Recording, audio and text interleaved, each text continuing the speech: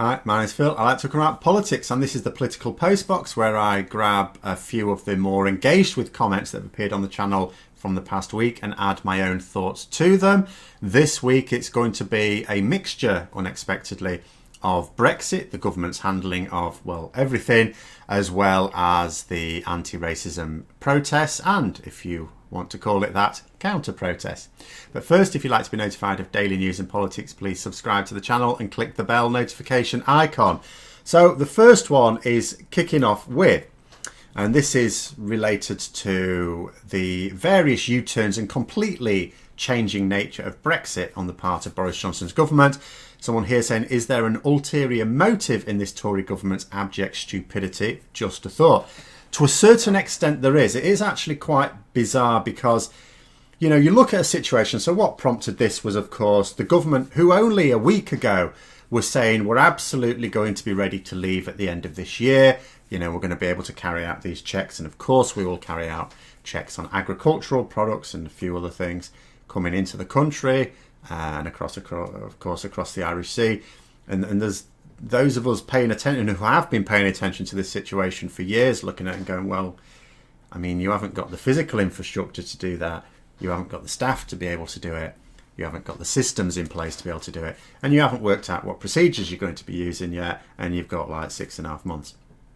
And then in the last week, the government said, do you know what? We're not going to be ready. We can't do all these checks. We're not ready. Oh, you're going to be extending the transition period then until you are ready? No. I mean, how much longer is it going to take you? Michael Gove says, it'll be another 6 months. Which we also know is not true. But okay, so you're going to extend the transition period for 6 months then? No. So you're just going to crash us out. Yeah, that's right. And on one sense, it does look incompetent. But there is another sense where, yes, there is an ulterior motive. So what is the ulterior motive? Now, there are a number of reasons why various people push Brexit. When I say push Brexit, I'm not talking about the people who voted for it or against it. We're not talking about members of the general population here. We're talking about the people who actually drove the campaign, and there's any number of reasons for it. On the part of government ministers, Conservative government ministers, it is largely about shrinking government. This is what Conservatism has been about for the longest time. This laissez-faire government. David Cameron tried to begin it. He even said when he introduced austerity is never ever about helping the economy. Even when he left office, he even admitted, no, it was always about shrinking government. You have government in as little control as possible. What very wealthy Conservatives really hate is being told what to do. Most of society, most of the rest of us accepts that we should have a government and we should have a systems of rules and laws because we know we benefit from them. Every now and then it constrains us, but we accept that because it's obvious to us the benefit. We do not want to live in, according to the law of the jungle. Now, if you're very wealthy and you're top of the pyramid of society, you see it a different way, because if you are at the top, you see constraints more than benefits. You don't see the benefits to government. Having a national healthcare service, which means that you can get treatment whenever you need it and you're not going to be faced with a bill for £100,000, is nice. You pay for it when you're well, that's fine, because it's going to be there when you need it. Very, very wealthy people don't see the benefit of that because they can afford to pay for their treatment as and when.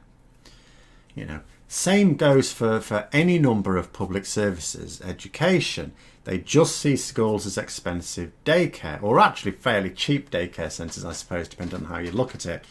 But they certainly just see it as daycare centres. That's why they're so keen to get schools reopened. They don't actually care about the education of kids. They want their parents to be able to go to work. They want the childcare in place. The schools are childcare for them. They send their own children to private school. Which I'm not knocking, by the way. If I had kids and I could afford it, I would send them to private school.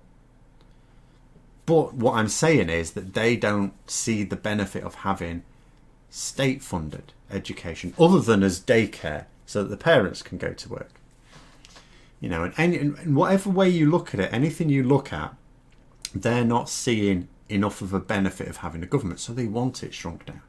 And that's what their Brexit allows them to do, because the EU used to be purely a capitalist venture. Obviously, it started out as a peace project and it worked very well for it. But the way it encouraged peace was to make countries like financially dependent on one another. So you can't afford to go to war with someone you're financially dependent on. It doesn't work.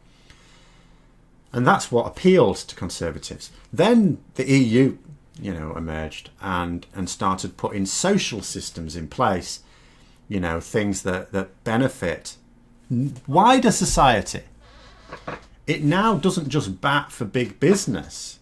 It's on the side of the worker as well. At which point socialists started getting a bit interested, apart from the dumbasses that never progressed from the 70s. And we're going to see all those regulations that are here to protect us being thrown onto the bonfire. That's what the Conservatives wanted Brexit for. The ones in government, that's what they want it for. And that's why, never mind the fact that how they thought it would pan out is not how it's panning out, because they didn't understand anything about it. It doesn't matter about that. The goal, as far as they're concerned, is a country where they can just get rid of regulations. And that is why they are pushing so hard for this US trade deal. There is now talk of, you can't obviously fully sign and implement a US trade deal this year, but the government are very desperate to sign up to something, because again, the US trade deal, in fact the US want us to deregulate. So you've got government ministers are going, we want to deregulate the country, and then you've got the US saying you can have a trade deal but only if you deregulate the country. Oh, brilliant. And also by signing things, you know, a treaty with the US, they maybe feel that if a more sane government comes along at some point, whether a more sane moderate conservative government or a Labour government comes along, that it makes it very difficult to just reverse that process, because what you'd be asking that government to do is to break a treaty with the United States at the same time as not having treaties with anyone else, which would make it very, very difficult to unpick. So their aim here is to deregulate the country in a way that is not easily reversed. And it won't be easy to reverse.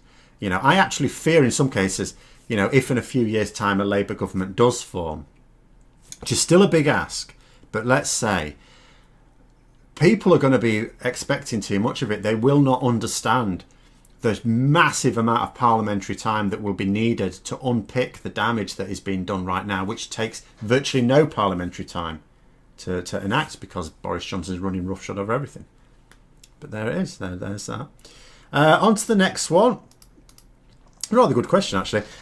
So this was in reference, actually, bizarrely, this was in a Nigel Farage video, but I think it was in reference to the Bristol statue, I gather. Someone's saying here, it's criminal damage. Let's see what opinions are when mob rule starts destroying the wider society. Arson and looting is acceptable with the right cause behind it. Then is it? I think that's supposed to be a question. Sorry, punctuation. But I'm thinking that's what it means. Now, it's actually a good question, because, and this is what I said, you know, when I did a video, an impromptu video on the Bristol statue last week, because it was really remarkable. But it's not the ideal way to have done it. Now, I do understand from the people have told me that lived in Bristol, that people of Bristol have called for the council to remove that statue for the longest time.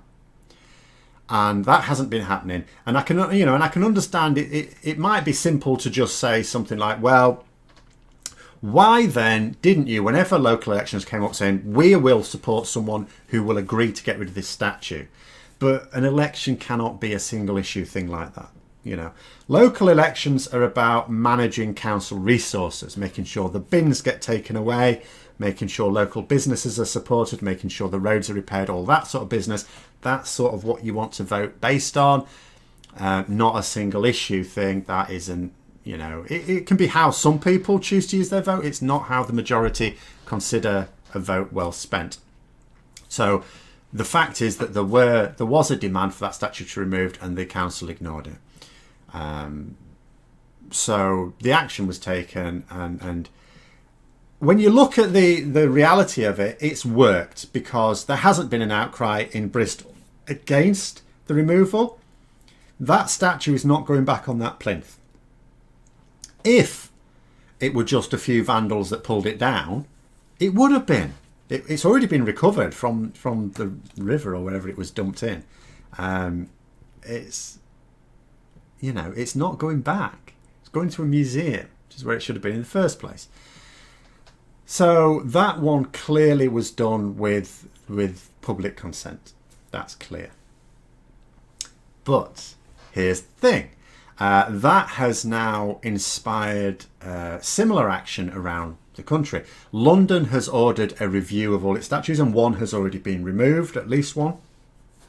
There was the King Leopold II in Belgium. There's been a few statues pulled down in America as well, some of which may well end up back there and some may not. But so far, it's inspired things that have met with public approval. But of course, inevitably, you would get some people being inspired by it and defacing or damaging something that they may take umbrage to, but maybe wider society doesn't. So this is absolutely correct. But here's the thing. You are allowed to form an opinion on a case-by-case basis. You don't have to say, because I am in favour of the action with the Edward Colston statue in Bristol, that I suddenly have to be in favour of defacing another statue somewhere else in the country. You don't have to. You can say, this one met with public approval, this one did not. For example, the defacing of Churchill. Churchill is a very interesting figure because, and as I've said, I'm quite happy for Churchill's statue to be in a public place on government property. More than happy for that. I understand all the terrible things he did, and I have done for the longest time. But again, it's what the statue represents. What the statue represents is his wartime efforts. We knew he was a complete, utter arsehole before the war. But he was famous for uniting people, including people around the world, during and after the war. He would have been appalled at the far-right protest that took place this weekend, supposedly in defence of his statue. So I'm happy for him to stay there. That being said, he was an arsehole, and if public opinion was that actually, do you know what, should we move it to a museum where you can get a balanced picture of his triumphs as well as his failures as a human being, I'd also support that. So in other words, I'm quite neutral on it. But the wider public, you would think, would not be in favour of his statue being defaced. Now, you could argue that a lot of people don't really understand Churchill's role outside of that of a wartime leader. And maybe if they did, they'd have a different view. But that's where the debate needs to happen. So what I'm saying is, if someone were to seriously damage Churchill's statue, would I have to approve of that just because I approved of the Colston removal? No, I wouldn't. Because there hasn't been a campaign that's over the last 4 decades to remove Churchill's statue. There have always been small groups that do not like the fact that he has a statue there. That is true. It has never been anything close to a majority of the public believing that it shouldn't be there. So no, you do get to, on a case-by-case basis, judge these things, is my view on that. And you don't get to blame the people who have acted in accordance with public opinion for those who may be inspired by it and do something that is clearly not in line with public opinion either. Next one. So, back to Brexit here. They want the EU to shut the borders down so they can blame them. So obviously this is about the fact that the government are now saying they're pretty much going to wave things through at the border. We can't check everything we're going to need to check after the transition period, so we're just going to go, do you know what, in you come. Now the EU are not going to be of that mind. Maybe, I mean, early days maybe. I don't know because it's individual countries as well. Ireland is going to be particularly troublesome. But France, Netherlands, I'm not entirely sure what their attitude will be. But Belgium as well, a few others, to British imports into the EU. But I don't think they're going to be just waving things through, certainly not in the long term. But the idea that the government will be pleased if the EU shut the borders and we don't, so that the government can blame them, again, I'm not sure about that. I don't think that's a plan. And the reason is this, because if you think through the consequences of that, so we're going to be waving things in and not really apply. And if we're waving things in, we can't be applying tariffs. So we're not going to be applying tariffs to goods coming into the UK from the EU. That creates a problem for our government, because then other countries who are having tariffs applied will be going, why are we having tariffs applied and stuff from the EU not? I understand how that was the case during the transition period because you had a deal with them. Now you don't have a deal with them. What's that about? That, they're going to kick up a fuss. The other thing is, ultimately, like I keep saying, we make money from exporting. We have to export things to make money. We don't make money by making things and selling them to each other. That's not how it works. So we have to export. Those exports are going to have tariffs on them and they're going to have checks applied to them. Now, markets where we don't export that much will probably be able to cope with the extra the extra checks that are going to take place. So Japan, for example, at the moment we have a free trade agreement with Japan, because it has one with the EU. That's going to disappear at the end of the year. So Japan is going to have to go back to applying tariffs and checks according to World Trade Organization rules, and so are other similar countries like the United States and so on. But the amount of exports from Britain to those countries is much lower than, say, to the EU. So they'll have presumably planned for this, so they'll be able to cope. EU, different matter. So there's going to be delays as well as new paperwork that British exporters will not be used to. And that's going to mean we're going to struggle to export our stuff from a combination of, one, not being able to deliver in a reasonable amount of time. And again, that hits the EU more than, say, the US and Japan, where there'd be a delay anyway, just getting across a bloody ocean, or multiple oceans potentially.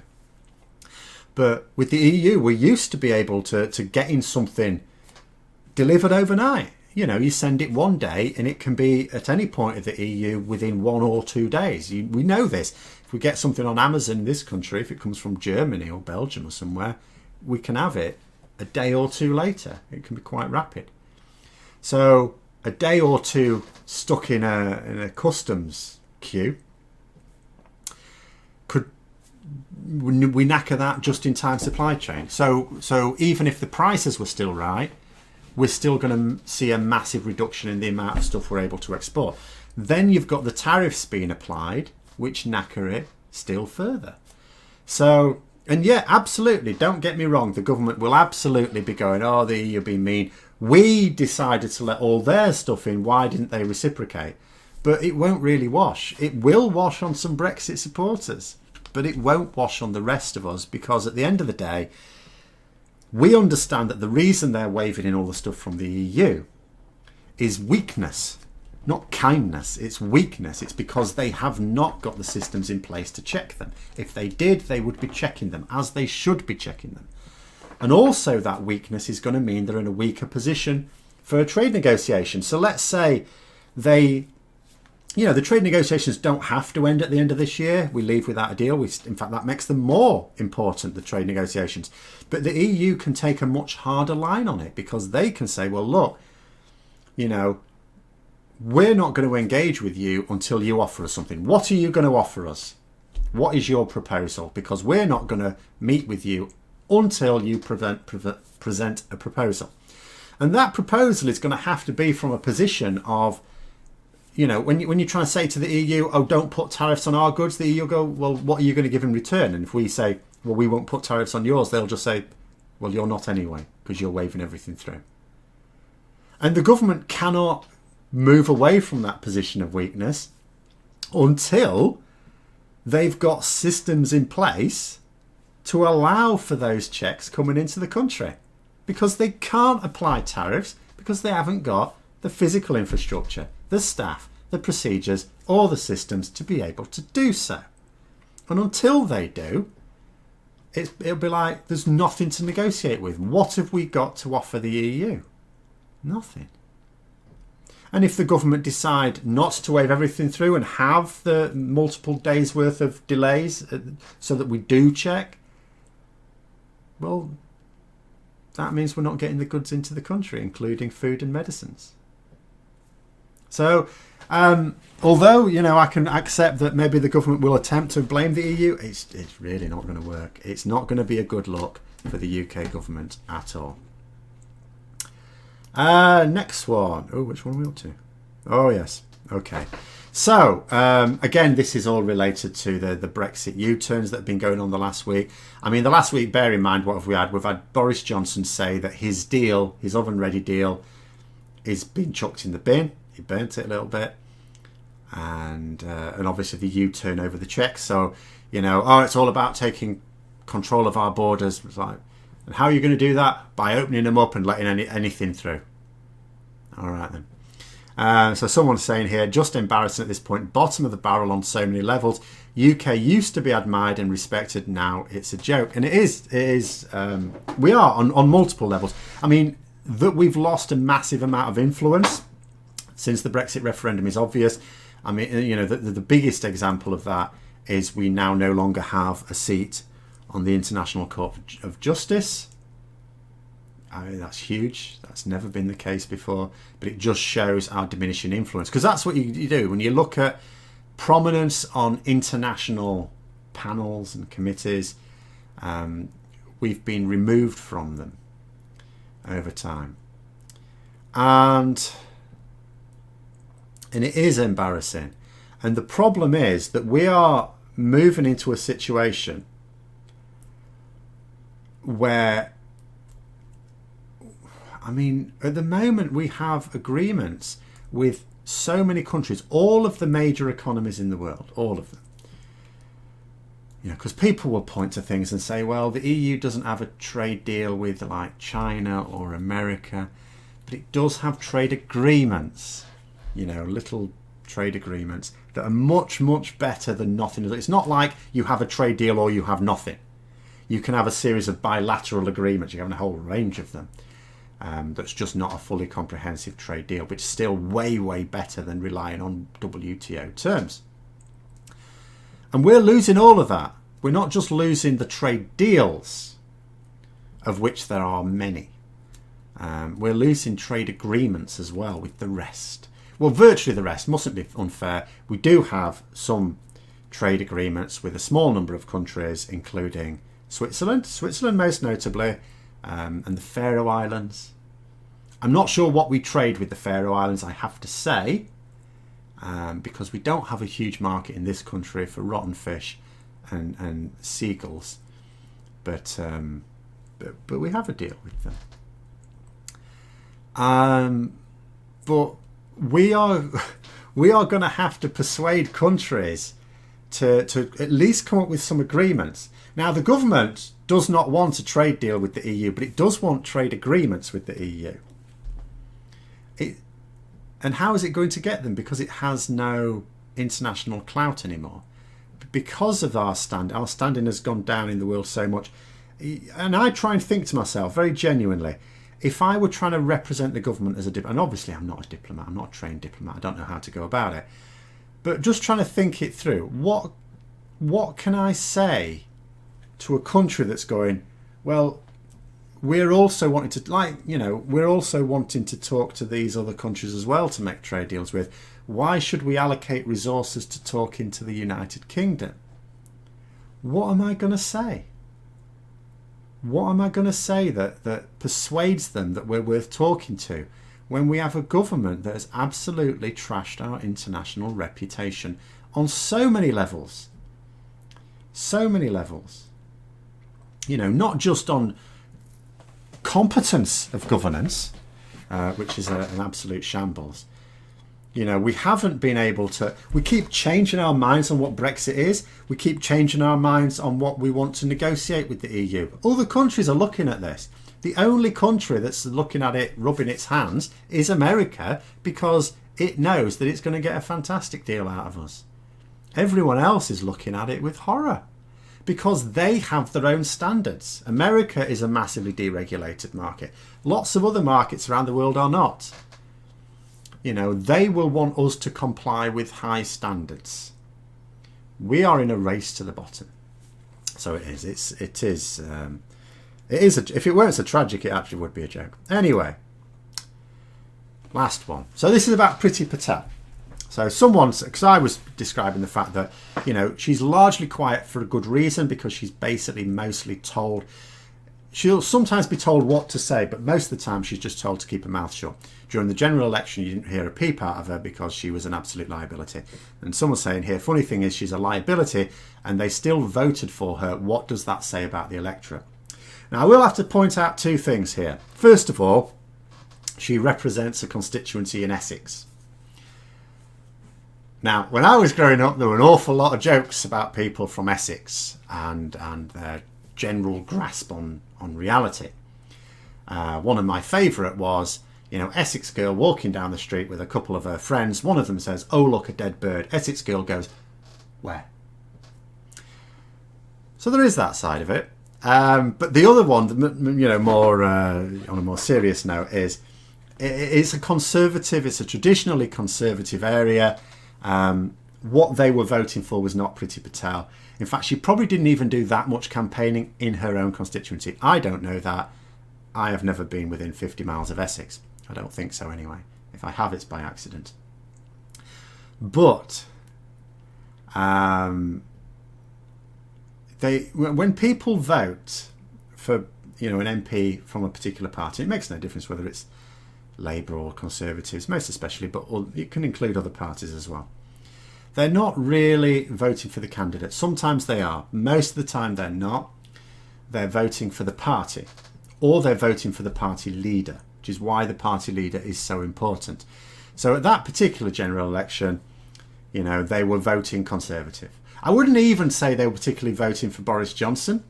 I don't know that to be the case, because her share of the vote in the 2019 general election was very similar to the 2017 general election, when it was Theresa May in charge of the party.